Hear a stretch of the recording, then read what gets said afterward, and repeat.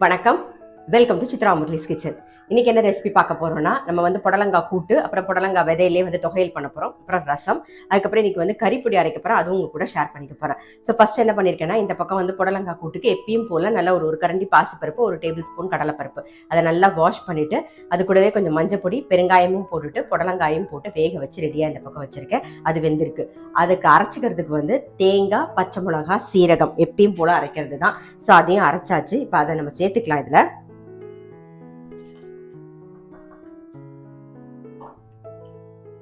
உப்பு சேர்க்கல, உப்பையும் சேர்த்துருவோம். நல்ல ஒரு கொதி வரட்டும். இந்த பக்கம் ரசத்துக்கு வந்து ஒரே ஒரு தக்காளி, கொஞ்சம் மஞ்சள் பொடி, உப்பு, கருவேப்பிலை போட்டு நல்லா கையில கசக்கிட்டு கொஞ்சம் புளி தண்ணியும் விட்டு ரசத்துக்கு இந்த பக்கம் கொதிக்க வச்சிருக்கேன். தண்ணி மட்டும் விட்டுக்கலாம். ரசத்துக்கு இப்போ அரைச்சிக்க போறோம். அரைக்க வேண்டியது என்னென்னு பார்த்துடலாம். ஒரே ஒரு வரமிளகா, ஒரு 1/4 டீஸ்பூனுக்கு மிளகு, ஒரு 1/2 டீஸ்பூன் சீரகம், அப்புறம் ஒரே ஒரு டீஸ்பூன் துவரம்பருப்பு, கொஞ்சமாக கருவேப்பிலை, கொஞ்சம் தேங்காய். இப்போ இதெல்லாம் சேர்த்து அரைச்சிக்கலாம். நம்ம இப்போ ரசத்துக்கு நம்ம அரைச்சாச்சு. இந்த பக்கம் புளி தண்ணியும் நல்லா கொதிச்செடுத்து பாருங்க. ஸோ இப்போ அரைச்சதை சேர்த்துடலாம். நம்ம ரசம் வந்து எந்த கன்சிஸ்டன்சிக்கு வேணுமோ அந்த கன்சிஸ்டன்சிக்கு நம்ம தண்ணி விட்டுக்கலாம். அந்த புளிப்பெல்லாம் தகுந்த மாதிரி பார்த்து விட்டுக்கோங்க, அவ்வளோதான். இந்த பக்கம் ரசம் உரைச்சி வரட்டும். அதுக்குள்ள நம்ம வந்து புடலங்காய் விதையில தொகையல் தான் பண்ண போறோம். அதுக்கு வறுத்துக்க வேண்டியதை வறுத்துக்கலாம். நம்ம கடாயில எண்ணெய் விட்டுருக்கேன். சின்ன பீஸ் பெருங்காயம், வரமிளகா, எப்பயுமே சொல்ற மாதிரி நல்ல ஒரு கைப்பிடிக்கு உளுத்தம்பருப்பு,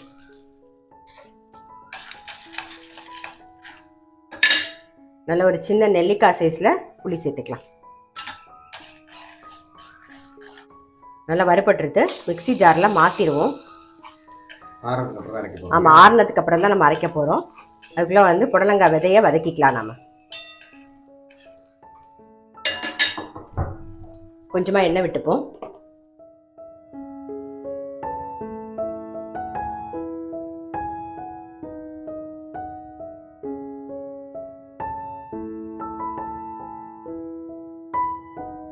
புடலங்காய் விதை தொகையில் தானே, இப்போ விதை வந்து வதங்கிட்டு இருக்கு. அதுக்குள்ளே இந்த பக்கம் ரசத்துக்கு கொஞ்சமாக வெல்லம் சேர்த்துக்கலாம்.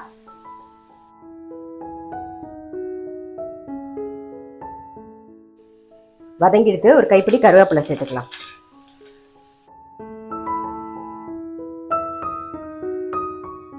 இப்போ வதங்கிடுத்து. ஆஃப் பண்ணிடுறேன். மிக்சி ஜாரில் மாற்றிடுறேன். ஆறுனதுக்கு அப்புறம் தான் நம்ம அரைக்க போகிறோம். இப்போ அரைக்க போகிறது இல்லை.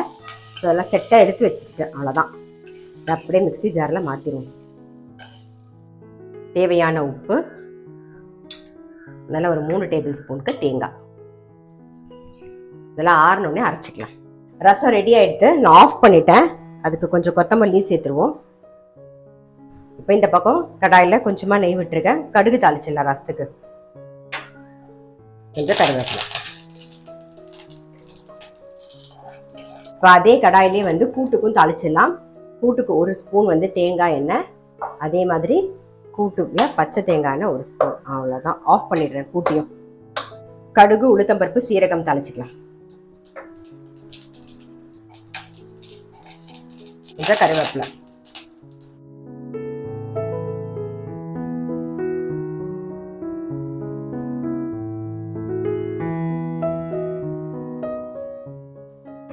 புடலங்காய் கூட்டு ரெடி. மேலாக கொத்தமல்லி மட்டும் போட்டுருவோம். அவ்வளோதான்.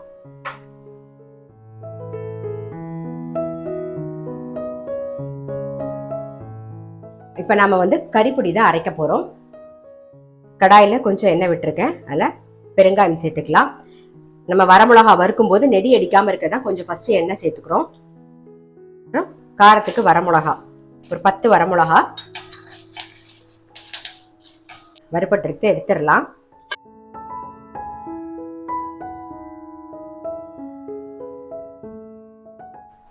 ஒரு 1/4 கப்புக்கு துவரம்பருப்பு, 1/4 கப்புக்கு கடலைப்பருப்பு. இப்போ வறுபட்டு இதை எடுத்துருவோம். நாம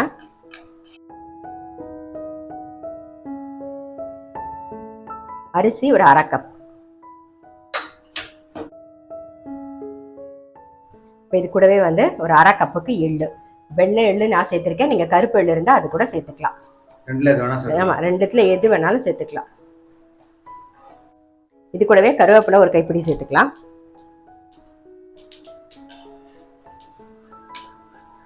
எள்ளு பொரிய ஆரம்பிச்சிடுதுல. ஆமா, எள்ளு நல்லா பொரிய ஆரம்பிச்சிடுது. எடுத்துடலாம் நம்ம. இதெல்லாம் நல்லா ஆறுனதுக்கு அப்புறமா நம்ம பொடி பண்ணிக்கலாம். புடலங்காய் விதை தொகையில் தானே பண்ண போறோம். அதுக்கு வறுத்து வச்சிருந்தது நல்லா ஆறிந்தது, அரைச்சாச்சு பாருங்க. ஸோ புடலங்காய் விதை தொகையில் ரெடி.